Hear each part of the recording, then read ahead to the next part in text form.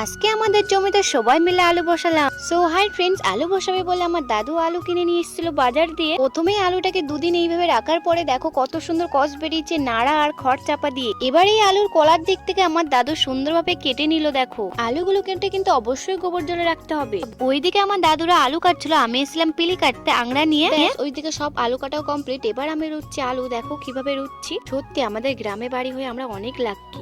এবার আলু রোবার পরে আমরা সার মিশিয়েছি, এই সারগুলো এখন দেওয়া হবে আলুতে। এই সার আমার বোনই দিচ্ছিল, এক একটা আলুর পাশে দিতে হবে, আলুর উপরে দিলে কিন্তু পচে যাবে। আমাদের কাছে গোবর চটকানো কোনো ব্যাপারই না। আরো একটা প্রাকৃতিক সার আছে কিন্তু আলুতে দেওয়ার জন্য। এবার এই সারগুলো ওইখানে নিয়ে যাচ্ছে, এগুলো কিন্তু সবই খড় পচা।